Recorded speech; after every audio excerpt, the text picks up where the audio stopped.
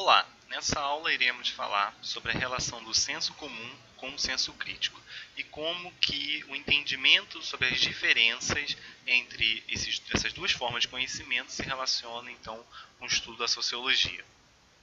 Primeiramente, é bom, importante que tenhamos uma definição clara do que é o senso comum, o senso crítico e como que isso aqui, essas duas formas de conhecimento dialogam com o conhecimento científico. Então, o senso comum, ele é basicamente, ele vai dizer respeito a princípios normativos populares, conhecimento convencional que se fundamenta na tradição, nos costumes e vivências cotidianas. O que é isso aqui? São conhecimentos que muitas vezes você já possui sobre um assunto e que você nem parou para refletir se aquilo é verdade ou não, mas já foi te dado e você também não examinou, você não fez uma análise crítica sobre aquilo. Então você não parou para perguntar, será que isso realmente é verdade? E muitas vezes nós internalizamos os conhecimentos sobre fatos, sobre acontecimentos, sobre pessoas, sobre objetos, e que nós não paramos para analisar se aquilo realmente é verdade, mas nós já temos aquele conhecimento internalizado dentro de nós. E até mesmo podemos falar do senso comum a partir de jargões. Vocês certamente já ouviram frases como um time que está ganhando não se mexe, a solução para tudo, menos para a morte, o brasileiro gosta de samba, churrasco e futebol, e dentre outras tantas frases. Frases como essas, a gente, quando estamos estudando dentro da sociologia, nós falamos que são frases do senso comum, são frases que não passaram por um processo de análise crítica. Quando você começa a se questionar, opa, será que dizer que o brasileiro ele gosta de samba, churrasco e futebol não é uma forma depreciativa de analisar o brasileiro? Será que não é uma forma de você olhar com desdém para uma realidade, para um povo? Então, quando você começa a se perguntar, será que esse assunto realmente é verdade? Será que todo político é desonesto? Será que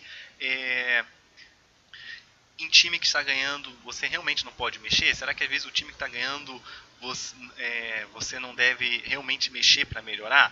E que é óbvio que essa frase usa uma linguagem conotativa, uma metáfora, mas ela numa situação prática está falando o seguinte: aquilo na sua vida que está dando certo, deixa correr do jeito que está. Mas será que aquilo que está dando certo você também não deveria investir para que melhore mais ainda? Então, quando você começa a se questionar sobre ideias que são te dadas prontas, aí você está entrando no senso crítico, que é quando você depende do harmonioso crescimento de duas dimensões da consciência, a reflexão sobre si e a atenção sobre o mundo. Foi o que eu acabei de falar. Você começa a pensar sobre o mundo e sobre si mesmo e a questionar, será que isso realmente é verdade?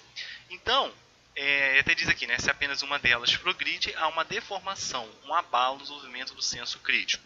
Então é importante você saber analisar essas duas esferas. Quando você começa, então, você pega uma ideia do senso comum, começa a se questionar. Então você entra no senso crítico. E quando você busca a verdade, você está procurando então alcançar a verdade, você está chegando no conhecimento científico. Tá? Então você questiona o senso comum, passa para o senso crítico. No senso crítico você pode chegar ao conhecimento científico quando o seu objetivo então é alcançar a verdade. E existe porque o ser humano tem necessidade de aprimorar-se constantemente e buscar explicações sobre a realidade, a natureza das coisas e o comportamento das pessoas. É por isso que, por exemplo, um animal não faz ciência. Nós, seres humanos, fazemos ciência, porque a ciência é uma busca sobre explicações da realidade e de soluções para aqueles problemas. O ato do ser humano, por exemplo, ir caçar e criar uma lança, isso já é um avanço científico, já é um avanço sobre a técnica, é uma forma de você dominar a natureza. Então, buscar então entender a realidade e intervir sobre ela. Aqui temos uma charge que mostra o que seria a fórmula para o senso comum. Você ter uma única versão, é aquela famosa frase, eu só aceito as minhas verdades, só aceito aquilo que eu penso, não aceito o questionamento das minhas ideias. Entretenimento, pessoas que só buscam entretenimento, não buscam o questionamento, buscam apenas estar ali no celular, está em jogos, está em coisas que apenas o entretêm, mas que não fazem pensar sobre o mundo. Você procura ter controle sobre a sua vida, né? São aquelas ideias de controle, você está seguro, sabe aquelas ideias que você fala assim, poxa, minha vida ela é muito tranquila, você se sente tranquilo com as suas verdades. Eu gosto muito da história de Sócrates, né? Que Sócrates,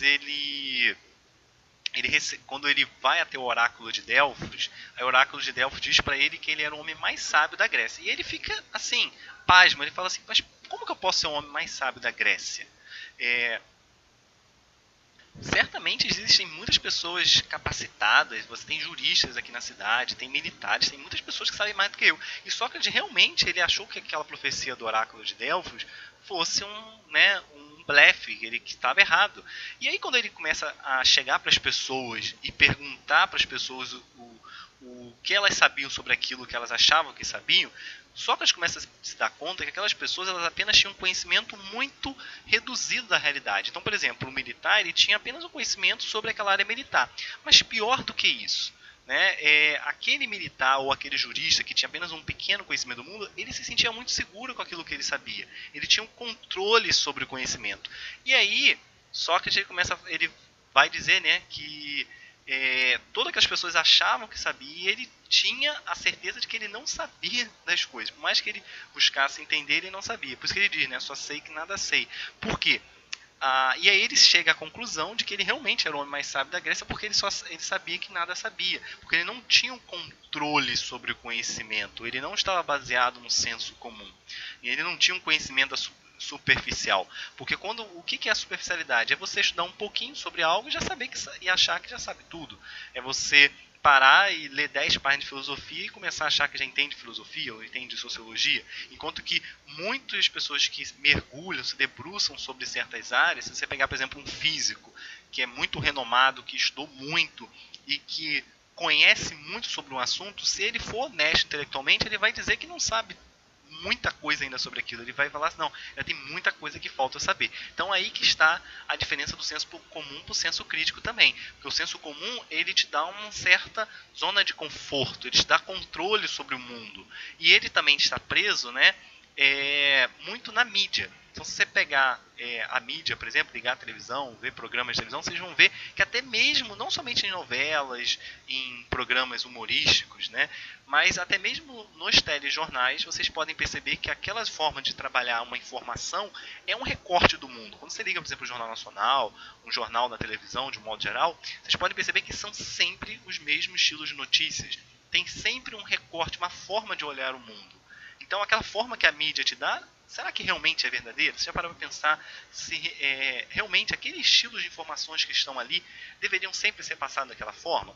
Ou então, por que são passados sempre um conjunto específico de informações e não outras? Por que você sempre vai ligar um telejornal e vai estar falando de catástrofe, de acidente, de clima, de pessoas sendo mortas de tal maneira, de tal forma, questões políticas que são tratadas sempre da mesma forma? Por que o jornalismo não trabalha de outra forma? Quando você começa a se questionar esses tipos de assunto, por exemplo, você está saindo do senso comum e entrando no senso crítico.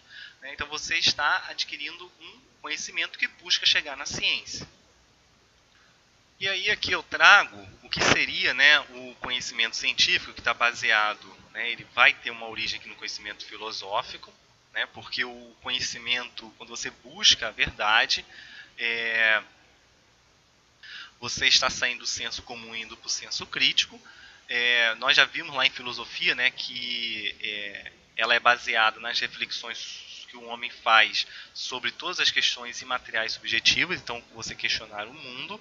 Então, você está fazendo filosofia, buscando chegar aqui no conhecimento da ciência, né, que usa a lógica, o pensamento crítico. Então, a ciência, como nós já vimos lá naquele esquema, né, você sai do senso comum, vai para o senso crítico, do senso crítico você chega na ciência. Então, o conhecimento científico ele é baseado aqui na crítica.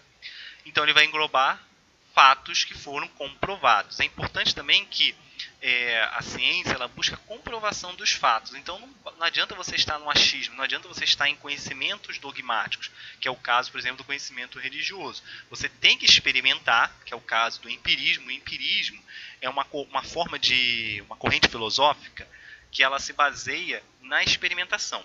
Então, para eu poder entender certa realidade, não basta apenas que eu tenha ideias sobre aquilo, eu preciso ter também experimentação sobre aquele fato. Tá? Dentro da filosofia, né, a gente é feito muito, né, um contraponto entre o empirismo e o idealismo. Então, o idealismo são você olhar para o mundo apenas a partir das suas ideias. O empirismo ele procura entender o mundo a partir da experiência. E a ciência ela vai se apropriar muito do empirismo. Tá? E quando vocês estudarem lá correntes de pensamentos filosóficos do empirismo, vocês vão entender como que foi fundamental para que a nossa ciência moderna se desenvolvesse da forma como é hoje. Tá? Então, o conhecimento científico ele tem de um lado o empirismo e de outro o filosófico. E se contrapõe muito à forma de conhecimento religiosa que ela é dogmática. Aqui eu coloco, eu vou colocar agora aqui duas charges para a gente poder estar fechando a nossa aula. Uma é uma charge e uma outra é uma tirinha.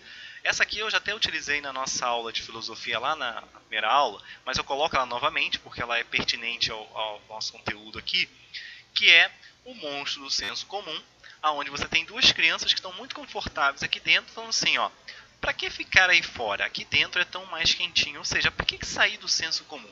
Para que você buscar ideias que vão mexer com as suas certezas? Para que você se questionar, querer buscar respostas que vão mexer com toda aquela segurança, aquela convicção que você tem? Então, o senso crítico ele vai fazer você tirar as suas certezas e você começar a se questionar. E é muito mais confortável, obviamente, que a maioria das pessoas estão aqui dentro. Eu gosto muito de citar o exemplo, para contrapor o senso comum com o senso crítico, do mito da caverna de Platão. Platão ele vai contar um mito, obviamente ele pega a ideia de Sócrates, mas Platão vai dizer o seguinte, que você tem várias pessoas que estão dentro da caverna e que olham o mundo através das sombras. Uma delas sai e encontra luz. Quando ele encontra a luz, ele fica maravilhado com aquilo, porque tudo que ele tinha visto até então era baseado, obviamente Platão está fazendo uma relação ali com o senso comum e senso crítico, está tudo sendo baseado no senso comum. E aí ele chega para aquelas pessoas que estão lá dentro da caverna e quer fazer com que as pessoas saiam da caverna e vejam o mundo real, saiam das sombras. E quando ele chega lá dentro para poder anunciar isso, aquelas pessoas vão lá e o matam. E nesse mito da caverna, Platão está na verdade fazendo um contraponto com o que aconteceu com Sócrates. Sócrates foi aquele que foi condenado à morte em Atenas pelos próprios atenienses porque ele buscava levar as pessoas a questionarem a verdade. Então, a maioria das pessoas vão estar sempre aqui. Então podemos dizer que aquelas pessoas que condenaram Sócrates estavam aqui dentro do senso comum. É a maioria, a massa, a mídia de grande massa, ela te leva a pensar dentro do senso comum. Enquanto que, quando você busca se libertar do senso comum, você vai estar sendo certamente uma minoria, que é o que está lá no senso crítico. E fecho aqui agora, enfim, com uma tirinha da Mafalda, uma menininha que vocês certamente já devem ter visto, que é do Quino. Muitos professores de português adoram utilizar tiras da Mafalda. E nessa tirinha aqui, ela chega para o Miguelito, que é um amigo dela, e fala, você está vendo alguma coisa boa na TV? Aí ele diz assim, acabei de ligar, mas parece que se você passar desodorante, depois comer salsichas e aí comprar uma máquina de lavar roupas, só não vai ser feliz se você for muito idiota. Aqui, gente, é claro que é uma crítica que o Quino está trabalhando, que obviamente é o seguinte, o Miguelito está vendo a televisão sem nenhum senso crítico, ele está vendo certamente propagandas onde está mostrando pessoas felizes usando desodorante, comendo salsicha, tendo uma máquina de lavar roupa, como essas muitas propagandas que vocês veem na televisão de um cara muito bonitão lá, com uma mulher muito linda, saindo com um carro possante, tendo uma casa maravilhosa, ganhando na Mega Sena, e você vai internalizando aquilo ali e vai pensando, poxa, se eu tiver dinheiro, se eu tiver aquele carro, se eu tiver aquela casa, se eu tiver aquilo ali, eu vou ser feliz. Enquanto que nós sabemos, que no mundo pós-moderno as pessoas cada vez mais parecem ter e cada vez mais se sentem angustiadas. A depressão, como vai dizer um sociólogo, Zygmunt Bauman, ele vai falar da modernidade líquida e vai dizer que a pós-contemporaneidade é marcado pela sensação de vazio. As pessoas cada vez têm mais, mas se sentem vazias. Mas mesmo assim, a mídia continua vendendo para você a ideia de quanto você mais tem, você mais vai ser feliz. Então é importante que vocês saiam do senso comum e entrem no senso crítico. Será que realmente eu preciso ter para ser? Será que realmente eu não estou sendo corrompido, não estão querendo me passar ideias prontas e eu não tenho que questionar se aquelas ideias realmente são verdadeiras? Então, fica aqui a reflexão da aula para vocês pensarem então a relação sobre essas duas áreas do conhecimento e como que a sociologia, obviamente, vai buscar levá-los a ter um sentimento, né? Não, sentimento não seria a melhor, né, palavra, seria uma percepção crítica sobre a realidade. Então, deixem de lado o senso comum e passem a buscar respostas para verdade que saiam desse senso comum. Beleza? Então fechamos aqui a nossa aula e até a próxima.